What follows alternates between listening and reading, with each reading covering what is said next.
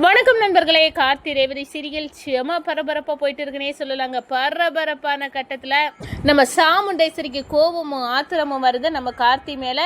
என்ன ராஜசேதுபதி பேரா, நீ எவ்வளவு தைரியம் இருந்தா என் பொண்ணுக்கோ அந்த மருந்துக்கும் நடக்க இருந்த கல்யாணத்தை நிப்பாட்டியிருப்பேன். நம்ம கார்த்தி அதுக்கு நெத்தி அடி கொடுக்குறாங்க சாமுண்டேஸ்வரிக்கு. அவ என் மனைவி, அவ மேலே எனக்கு எல்லா உரிமையும் உண்டு. நாளைக்கு காலையில் ரேவதிக்கும் நான் பார்த்துருக்க மாப்பிள்ளைக்கும் நிச்சயதார்த்தம், நீ முடிஞ்சா தடுத்து பாரு அப்படின்னு நம்ம சாமுண்டேஸ்வரி நேருக்கு நேராக நம்ம கார்த்திகிட்ட சவால் விடுறாங்க. பந்த காலம் நட்டுட்டு இருக்காங்க. அப்பதான் அந்த பந்த காலம் சடார்னு கீழே விழ போனோம். நம்ம கார்த்தி என்ட்ரி கொடுத்து அதை தாங்கி பிடிக்கிறாங்க. கூடவே நம்ம ரேவதியும் தாங்கி பிடிக்கிறாங்க. சாமுண்டேஸ்வரி வயிற்றுல புளிய கரைச்சி ஊத்துறது மாதிரி இருக்குதுங்க. நிச்சயதார்த்த மோதிரம் போடணும் அப்படின்னு அந்த ஃபங்க்ஷன் நிச்சயதார்த்த மோதிரத்துக்கு தயாரானாங்க. ஆனால் நம்ம கார்த்தி ஒரு கட்டத்தில் பார்த்தோன்னா நான் தான் உன்னோட புருஷன் அப்படின்னு நிரூபித்து நம்ம ரேவதி கையில் மோதிரத்தை போட்டு விடுறாங்க. மருந்து ஓட்டம் பிடிக்கிறாங்க. அதை பற்றி தான் இந்த வீடியோக்குள்ளே பார்க்க போகிறோம். அதுக்கு முன்னாடி சேனலுக்கு லைக் அண்ட் சப்ஸ்கிரைப் பண்ணுங்கள் ஃப்ரெண்ட்ஸ். பக்கத்தில் இருக்க பெல் ஐக்கானையும் கிளிக் பண்ணுங்கள். அப்போ தான் நான் போட்டுற ஒவ்வொரு வீடியோவும் நோட்டிஃபிகேஷனாக உங்களுக்கு கிடைக்கும். வாங்க ஃப்ரெண்ட்ஸ், வீடியோக்குள்ளே போகலாம்.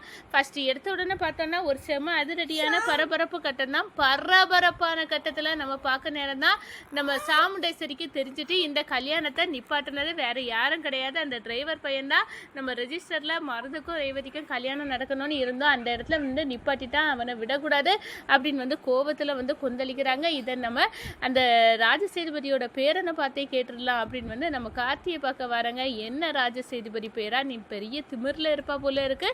என் பொண்ணுக்கும் அந்த மருந்துக்கும் நடக்க இருந்த ரெஜிஸ்டர் மேரேஜை நீ தான் தடுத்ததுன்னு எனக்கு நல்லாவே தெரியும். உன்னை விட மாட்டேன்டா. நீ என்ன நினச்சிட்டு இருக்க?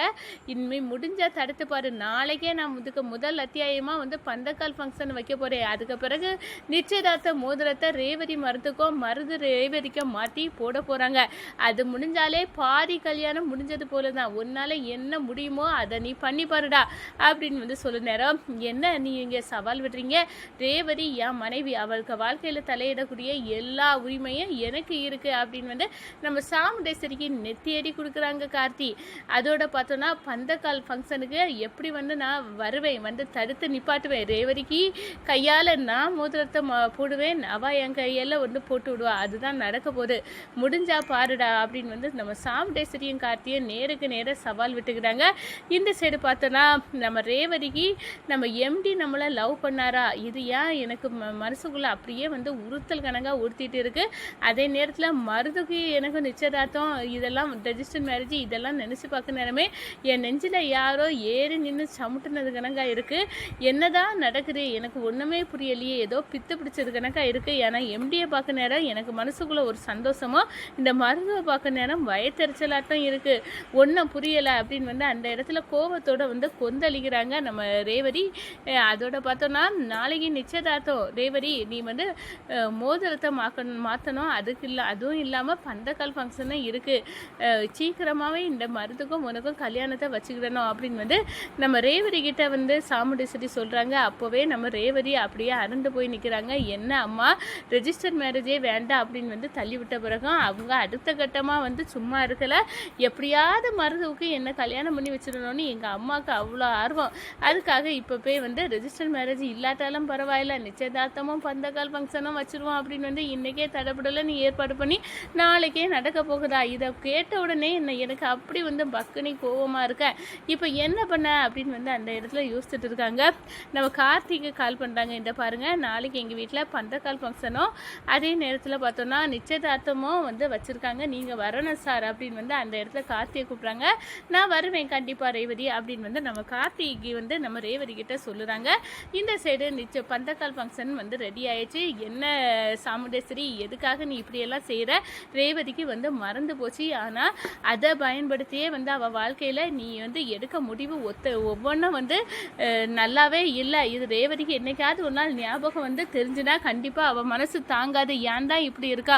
ஒரு அம்மாவாக இருந்து ஒரு பிள்ளைக்கு இப்படி ஒரு கேடுகெட்ட வாழ்க்கையை ஏற்படுத்தி கொடுக்குறிய. அவளோட கணவர் உயிரோடு தானே இருக்காரு.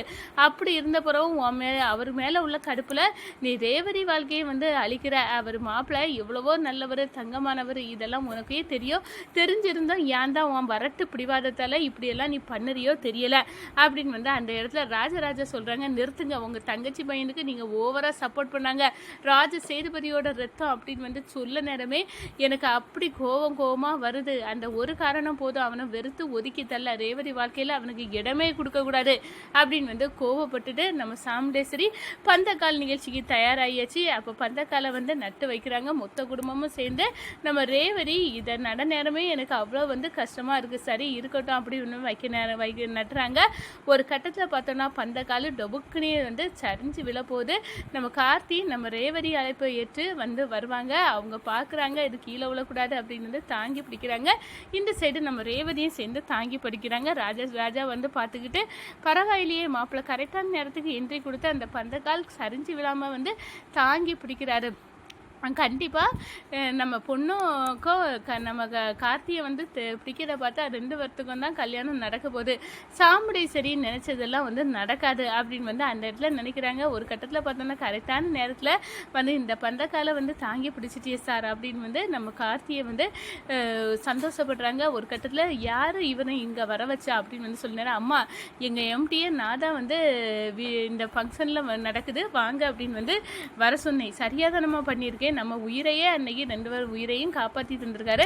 அப்படிப்பட்டவர் இந்த நிகழ்ச்சியில் இல்லாட்டா அது நம்ம மனசில் உறுத்திட்டே இருக்கும். இவர் நம்ம வீட்டில் ஒரு ஆள் மாதிரி தான், அதுக்காக தான் வர சொன்னேன் அப்படின்னு வந்து சொல்கிறாங்க. ஒரு கட்டத்தில் பார்த்தோன்னா நம்ம ராஜா ரேவதி கிட்ட வந்து புரிய வைக்கிறாங்க. இந்த பாரு இந்த உங்கள் அம்மா அவள் கிறுக்குத்தனமாக இந்த கல்யாணத்துக்கு ரெடி பண்ணிட்டு இருக்கா, நீ தயவு செய்து ஒத்துக்கிடாத, இந்த மருது கூட வந்து நிச்சயதார்த்தம் பண்ணாத அப்படின்னு வந்து அந்த இடத்துல வந்து சொல்கிறாங்க. ஏன்பா நீங்கள் வந்து அம்மா சொல்லுறதுக்கு வந்து எதிராக சொல்கிறீங்க? உங்கள் தங்கச்சி பையன்னா உங்களுக்கு தானே அவ்வளோ பெரிய சந்தோஷமாக இருக்கணும், ஆனால் நீங்களே வந்து வருத்தப்பட்டுட்டு இருக்கீங்களா, அது என்ன காரணத்துக்காகப்பா அப்படின்னு வந்து கேட்க நேரம் அதெல்லாம் இருக்குமா, என்னோட தங்கச்சி பையன் இவங்க எம்டி கார்த்தி தான் அப்படின்னு வந்து சொல்லி தூக்கி வாரி போடுறாங்க. அவருக்கும் உங்களுக்கும் ஏற்கனவே வந்து உனக்கும் கல்யாணம் ஆயிடுச்சு, ஆனாலும் உங்கள் அம்மா அது எங்கள் அப்பா அம்மா மேலே ராஜ சேதுபதி தாத்தா பாட்டி மேலே இருக்கக்கூடிய கோவத்தினால இந்த கல்யாணத்தை வந்து மறைச்சி உனக்கு வந்து ஆக்சிடெண்ட்டில் ஞாபகம் இல்லாமல் இருக்கு அந்த கல்யாணம் நடந்த நிகழ்வு, அதை மறைச்சி இதை சாக்கு வச்சு இந்த மருதுவை உன் வாழ்க்கையில் கொண்டு வந்துடலான்னு பார்க்குறா. இந்த மருதுவும் சூரியகலாவும் ஒரு கேடுகட்ட ஜென்மம். அவங்க ஆள் மாறாட்டம் பண்ணிட்டு இருக்காங்க. கார்த்தியோட பேரை சொல்லி ஆள் மாறாட்டம் பண்ணி உன்கிட்ட அவன் நடிச்சிட்டு இருக்கான் இந்த மருது. அப்போவே தெரியலை அவன் ஒரு கேடுகட்ட ஜென்மம்னு. இப்படிப்பட்ட கேடுகட்ட ஜென்மத்தை வந்து கல்யாணம் பண்ணிக்கிறது தப்புமா அப்படின்னு வந்து சொல்லினாரு. உங்கள் அம்மா தான் தலைகால புரியாமல் தெரியா அப்படின்னு வந்து சொன்னாரா. உண்மையாப்பா இந்த எம்டி வந்து கார்த்தி என்னோட புருஷன் தானா அப்படின்னு வந்து தெரிஞ்சு நம்ம ரேவதி வந்து கார்த்தியை கெட்டி பிடிக்கிறாங்க. ஒரு கட்டத்தில் பார்த்தோன்னா நம்ம சாமுண்டேஸ்வரி தலையில் பேரிடி விழுந்தது கணக்காக இருக்காங்க. மருதுவையும் சூரியகலையும் பார்த்து ரேவதி ஒழுங்காக பெட்டி படுக்கைகளை சுருட்டிக்கிட்டு ஓட்டம் பிடிச்சிருங்க, என்னோட கணவர் யாருன்னு எனக்கு தெரிஞ்சு போச்சு அப்படின்னு சொல்லி அந்த இடத்துல தூக்கி வாரி போடுதுங்க.